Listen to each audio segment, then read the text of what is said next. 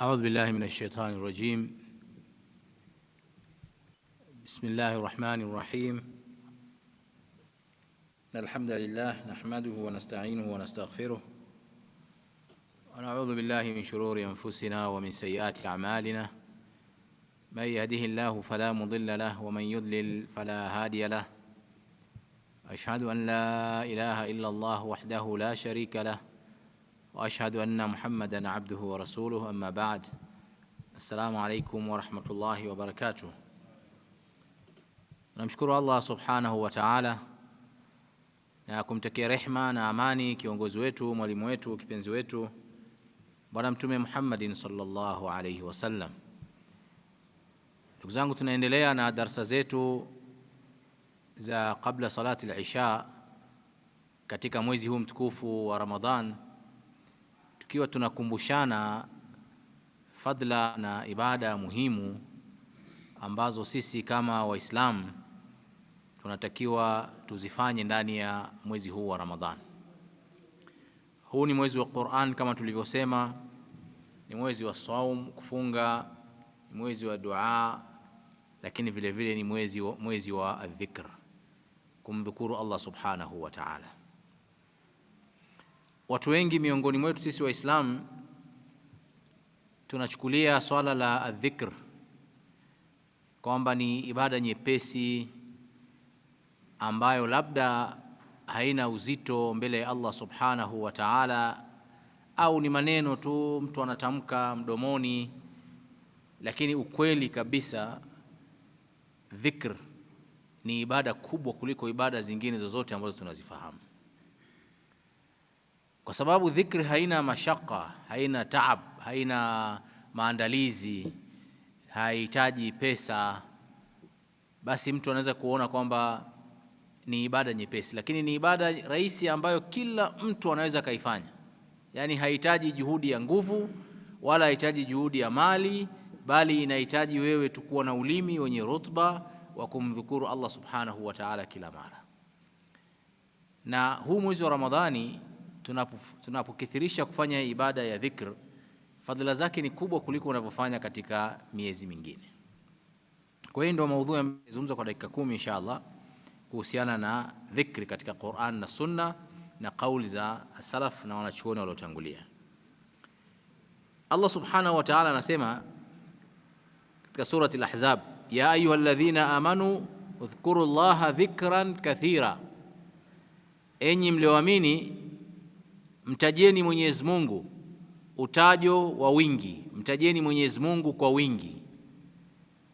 Dhikran kathira, yani kumtaja kwa wingi. Wasabbih, kwa ni ibada ambayo watu wengi wanaifanyia ihmal, lakini wallahi ni ibada adhim, ina malipo makubwa, ina msaada mkubwa kwa Muislam kama atakuwa muadhab, atakuwa kila siku anaendelea kufanya dhikr.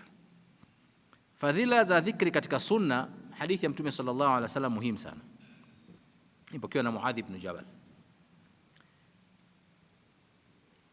Mtume sallallahu alaihi wasallam anasema, ala unabbiukum bi khairin a'malikum, hivi je ni wafahamisheni matendo yenu yaliyokuwa ya khairi kabisa. Anawaambia masahaba, wa azkaha inda malikukum, na ni matendo ambayo ni matakaso sana mbele ya Allah subhanahu wa ta'ala.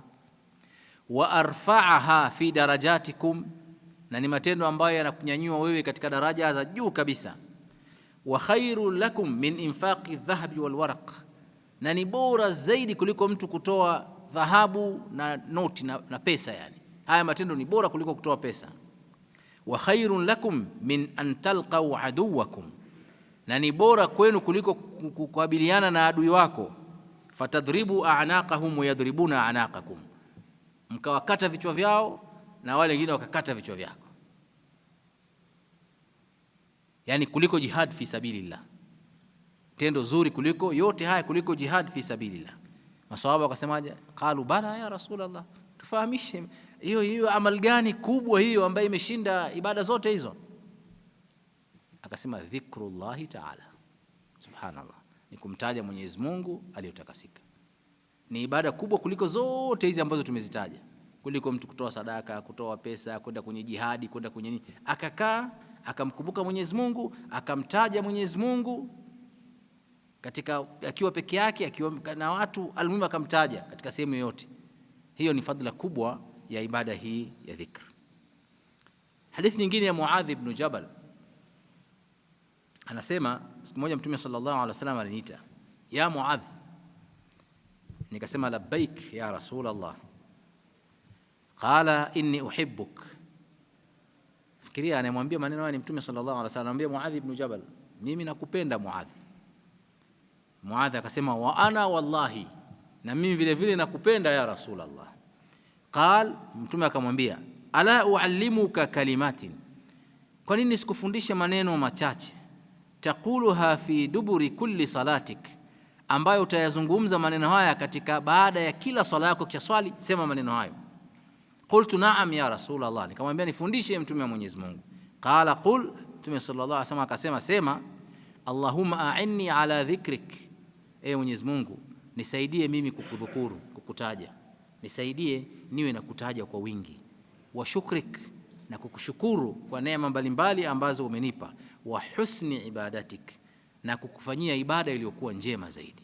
Subhanallah, ukiangalia hapa iliyoanza a'inni ala dhikrik, ya kwanza kabisa nisaidie mimi katika kukudhukuru, yani kuwa na kutaja mara nyingi. Na haya maneno Mtume sallallahu alaihi wasallam anamwambia habibihi Muadh ibn Jabal, ambaye ameshamwambia ana uhibbuk, kwa maana anampa maneno yatakayomsaidia. Ukimaliza kuswali usikimbie, ukimaliza kuswali omba dua hii, Allahumma a'inni, ewe Mwenyezi Mungu nisaidie, ala dhikrika, kukutaja wewe, wa shukrika, na kukushukuru, wa husni ibadatik, na kukuabudu ibada iliyokuwa njema. Kuna ugumu katika maneno haya ndugu zangu Waislamu? Na waulizeni, kuna ugumu wote? Hamna ugumu wote. Kuyahifadhi mepesi. Allahumma a'inni ala dhikrika wa shukrika wa husni ibadatik, kila baada ya swala. Na Mwenyezi Mungu atakusaidia, hata kama mdomo wako mzito kufanya dhikr, atakufanya utakuwa mwepesi kumtaja Allah subhanahu wa ta'ala. Kwa ndugu zangu, ibada ya dhikr mara nyingi tunaipuuza, lakini tunakosa fadhila nyingi sana, hususan ndani ya mwezi mtukufu wa Ramadhan, kwa sababu fadhila zake ni kubwa. Tumalizie kwa dhikri ya mwisho ambayo Mtume sallallahu alaihi wasallam ametufundisha. Mtume sallallahu alaihi wasallam anasema katika hadithi muttafaqun alayhi, yani haina shaka ndani yake, kalimatani khafifatani ala lisan, kalimatan, maneno mawili, khafifatan, mepesi sana, ala lisan, katika ulimi mtu kuyatamka, mepesi, hana uzito wote, hayana maain mengi wala madad mengi wala manini, maneno mepesi kabisa mtu anaweza kuyazungumza. Habibatani ila arrahman, lakini maneno haya mawili yanapendwa sana na Allah subhanahu wa ta'ala. Maneno gani hayo ya Rasulullah? Subhanallahi wa bihamdi, subhanallahi alazim, subhanallahi wa bihamdi, subhanallahi alazim. Tusemeni Waislamu, subhanallahi wa bihamdi, subhanallahi alazim. Kuna ugumu wote? Maneno mepesi kuyatamka, khafifatan lakini thaqilatan inda arrahman, ni mazito mbele ya Allah subhanahu wa ta'ala. Kila ukikaa peke yako, subhanallahi wa bihamdi, subhanallahi alazim. Jazakumullahu khairan, wassalamu alaykum wa rahmatullahi wa barakatuh.